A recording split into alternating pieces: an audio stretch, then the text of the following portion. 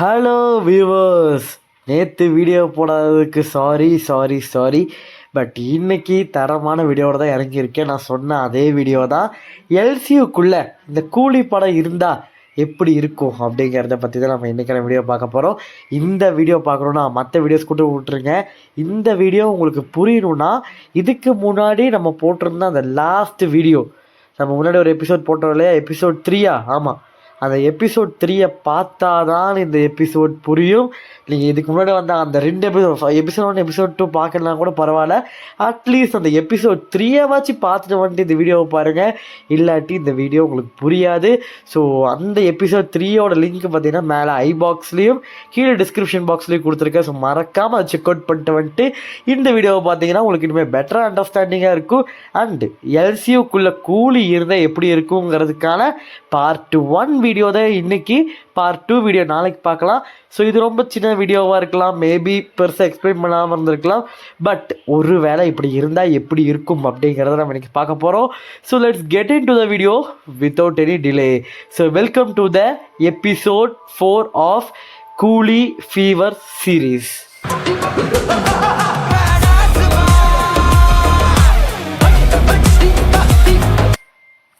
Okay, so Coolie படத்தோட fever தான் நம்ம பார்த்துட்ருக்கோம் ஒரு வாரமாகவே. ஸோ அந்த வகையில் இன்றைக்கி பார்த்தீங்கன்னா கூலி படம் எல்சியூக்குள்ளே இருந்தால் எப்படி இருக்கும் அப்படிங்கிறது தான் இன்றைக்கான வீடியோ. இது கன்ஃபார்ம் இப்படி தான் இருக்குங்கிறதுல எந்த ஒரு அஷ்யூரிட்டியுமே என்னால் தர முடியாது. அண்ட் நிறையா ரெஃபரன்ஸ் நிறைய வீடியோஸ் நம்ம பார்த்தீங்கன்னா இருக்குது. ஸோ லியோ படம் எல்சியூ கூட கனெக்ட் ஆனால் எப்படி இருக்கும், அண்டு விக்ரம் படம் எப்படி எல்சியூ கூட கனெக்ட் ஆகும், கைதி கூட எப்படி கனெக்ட் ஆகும், நிறைய வீடியோஸ் இருக்குது யூடியூப்பில். அந்த மாதிரி நம்ம தலைவன் பாட்காஸ்ட் தமிழன் போட்ட வீடியோவோட சில ரெஃபரன்ஸும் பார்த்தீங்கன்னா நம்ம இந்த வீடியோவில் போட்டிருப்போம். மேபி அந்த வீடியோஸில் நீங்கள் கண்டினியூஸாக பார்த்துட்டு வந்திருந்தீங்கன்னா இந்த வீடியோ உங்களுக்கு இனிமேல் ஈஸியாக புரியும். இல்லாட்டினா கூட அவரோட வீடியோவை கொஞ்சம் ரெஃபரன்ஸ் வச்சு பேசுகிற மாதிரி தான் இருக்கும். ஸோ இல்லை உங்களுக்கு புரியும்னு நான் நம்புகிறேன். So thank you for the podcast தமிழன் சேனல் அப்படிங்கிறதும் இந்த இடத்துல நான் மென்ஷன் பண்ணிக்கிறேன். So let's get into the story.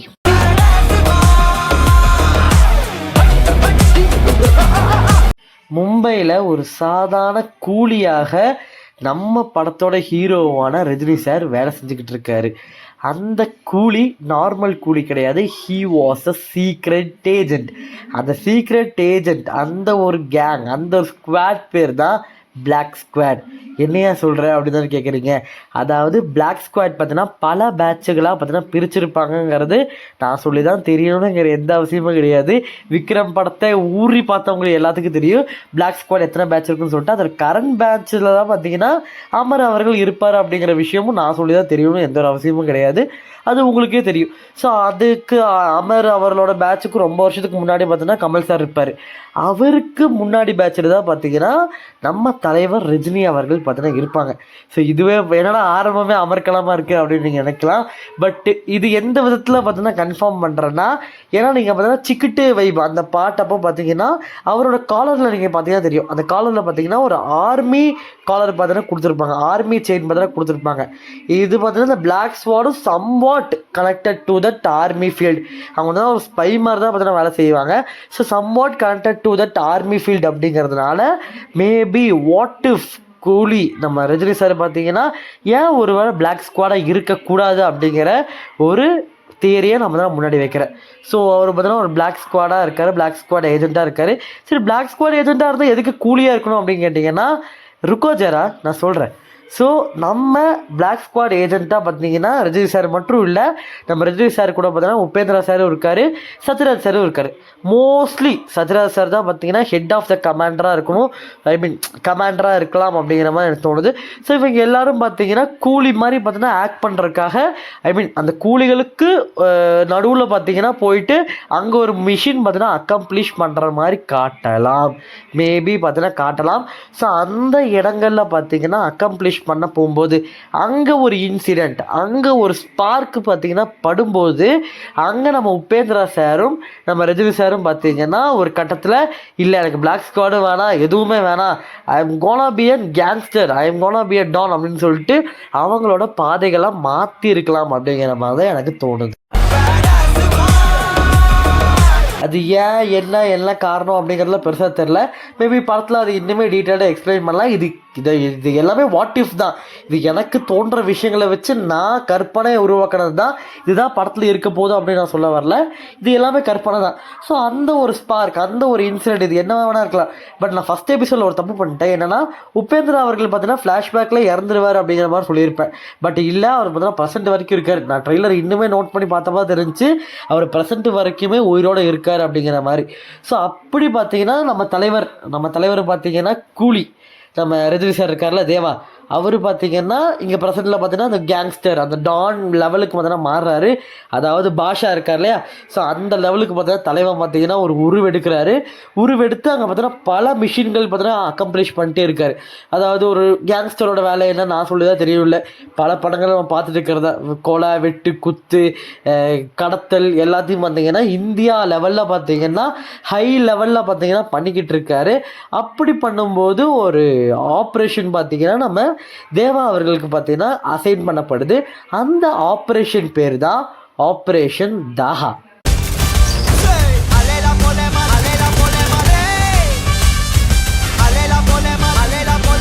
இதனோட ஆப்ரேஷன் தாஹா அப்படின்னு கேட்டிங்கன்னா, தாஹா வேற இல்லை, நம்ம படத்தோட கேமியோவாக வரப்போகிற நம்ம அமீர் கான் சார் தான் பார்த்தீங்கன்னா அந்த தாஹா.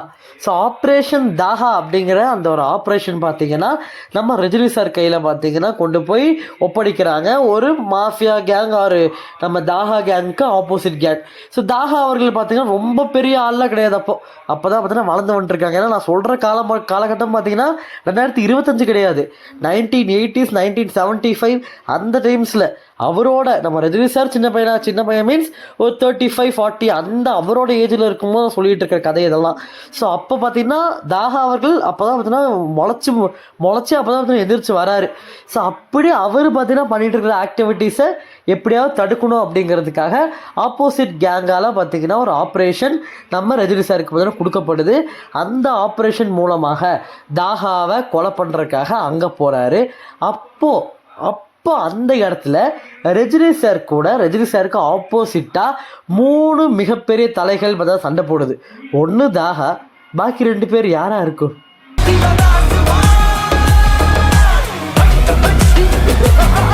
யாரா இருக்கும் நீங்கள் நினைக்கிறீங்க? தம்ப்நெயில் பார்த்தே வந்திருப்பீங்க. அது வேற யாரும் இல்லை, லியோதாஸ் அண்ட் ரோலக்ஸ். இதனால் நான் கதையில் புது ட்விஸ்ட்டாக இருக்குது அப்படின்னு கேட்டிங்கன்னா, இப்போ தான் என் தலைவன் பாட்காஸ்ட் தமிழன் சொன்ன கதை உள்ளே வரும். ஸோ பாட்காஸ்ட் தமிழன் அவர் பார்த்தீங்கன்னா என்ன சொல்லியிருப்பார்னா, அதாவது ரோலக்ஸும் லியோ அவர்களும் பார்த்தீங்கன்னா they were friends in their university times. அதாவது யூனிவர்சிட்டியில் 2 பேரும் ஒன்றா பார்த்தீங்கன்னா ஃபாரினில் போய் படிச்சிருப்பாங்க இல்லையா. ஸோ அங்கே தான் என் தலைவன் தாகாவும் பார்த்தீங்கன்னா படிச்சிருப்பார். ஸோ 3 பேருமே பார்த்தீங்கன்னா அந்த யூனிவர்சிட்டியில் ஒரு டாப் ஃப்ரெண்ட்ஸாக மாறி இருப்பாங்க. அண்ட் இந்த கடத்தல், இந்த ட்ரக்ஸு, இந்த கோல்ட் ஸ்மக்லிங், இந்த ஹியூமன் ட்ராஃபிக்கிங், இது எல்லாத்தையும் பார்த்தீங்கன்னா டிஸ்கஸ் பண்ணி இதில் எப்படியாச்சும் நம்ம பெரிய ஆளாக வந்துடணும்டா அப்படிங்கிறதுல மிக பெருசாக ஃபோக்கஸ் பண்ணி தான் 3 பேரும் பார்த்தீங்கன்னா செட் அவுட் ஆகிருக்கணும் அப்படிங்கிறது தான் என்னோட தியரி. ஸோ அப்படி 3 பேர் செட் அவுட் ஆகி ஒரு மாஃபியா கிரியேட் பண்ணியிருப்பார். அதாவது பாட்காஸ்ட் தமிழன் அவர்கள் என்ன சொல்லியிருப்பாருன்னா, நம்ம எல்லாம் கிரியேட் பண்ணலாம் அப்படின்னு சொல்லிட்டு லியோதாஸ் அவர்கள் ஊருக்கு போயிட்டு ரோலக்ஸை ஏமாத்திருப்பாருன்னு சொல்லியிருப்பாரு. பட் என்னோட தியரியில் நான் சொல்கிறேன், 3 பேர் பார்த்தா அந்த மாஃபியாவை கிரியேட் பண்ணிட்டாங்க. அந்த மாஃபியாவை கிரியேட் பண்ணி புது கேங்கே பார்த்தீங்கன்னா லியோதாஸ் அவர்களும் ரோலக்ஸ் அவர்களும் தாஹா அவர்களும் உருவாக்கிட்டாங்க. ஸோ 3 பேர் உருவாக்குறது மட்டும் இல்லாமல் அதில் கொஞ்சம் கொஞ்சமாக கொடி கட்டி பறக்கிற நிலைமைக்கு வரும்போது தான் நம்ம தலைவர் தேவா அவர்கள்கிட்ட பார்த்தீங்கன்னா இந்த ஆப்ரேஷனை கொடுக்குறாங்க. ஸோ தேவா அவர்கள் சும்மா இருப்பாரா? ஆப்ரேஷன் இருந்தால் சும்மா விடுவார். ஸோ ஒரு கை பார்ப்போன்னு சொல்லிட்டு நம்ம இந்த சின்ன பசங்கக்கிட்ட பார்த்தா சண்டை போடுறதுக்காக நம்ம தலைவர் போகிறாரு. அவரோட கேங் கூட பார்த்தீங்கன்னா போகிறாரு. போகும்போது தான் அவங்களும் பார்த்தீங்கன்னா டஃப் ஃபைட் பண்ணுறாங்க. ஸோ எவ்வளவோ பார்த்தீங்கன்னா கம்ப்ளீட் பண்ணுறாங்க. சில பேருக்கு அடிப்படுது. அப்படி ஒரு அடி தான் பார்த்தீங்கன்னா ரோலக்ஸோட அந்த கழுத்தில் பட்டிருக்கும். அண்டு நம்ம தாகாக்கு மேபி அந்த கை ஃபுல்லாக அடிபட்டிருக்கலாம். அந்த கையை அடிப்பட்டதை மறைக்கிறதுக்காக கூட அந்த டேட்டூ போட்டிருக்கலாம். அது எல்லாமே பார்த்தீங்கன்னா ஒரு வாட் இஃப் தான். அண்டு லியோதாஸுக்கு எந்த இடத்துல அடிபட்டுச்சுன்னு நமக்கு பெருசாக தெரில. பட்டு மேபி அடிபட்டிருக்கலாம். இல்லை அவர் மேபி அந்த சண்டையில் கலந்துக்காமல் வேற ஒரு இடத்துல கூட இருந்திருக்கலாம்.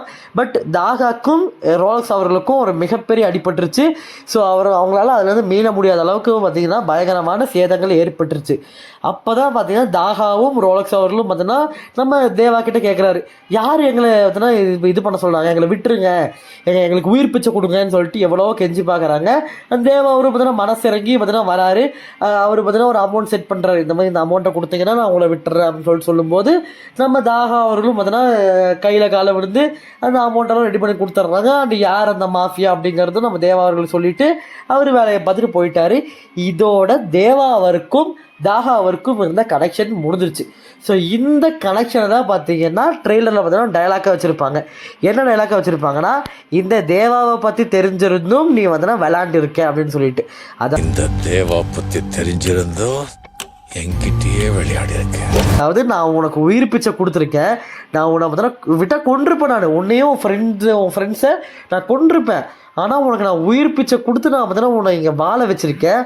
ஆனால் நீ பார்த்தீங்கன்னா நான் இதுக்குள்ளே இன்வால்வ் ஆகிருக்கேன், என் ஃப்ரெண்ட்ஸ் இதுக்குள்ளே இன்வால்வ் ஆகிருக்காங்க தெரிஞ்சும் இதில் பார்த்தீங்கன்னா சும்மா விடாமல் இது நீ பார்த்தீங்கன்னா ஒரு பிரச்சனையாக நீ பார்த்தீங்கன்னா பண்ணியிருக்க, உன்னை நான் சும்மா விட மாட்டேன் அப்படிங்கிற மாதிரி கூட அந்த கிளைமேக்ஸ் டைலாக் இருக்கலாம்.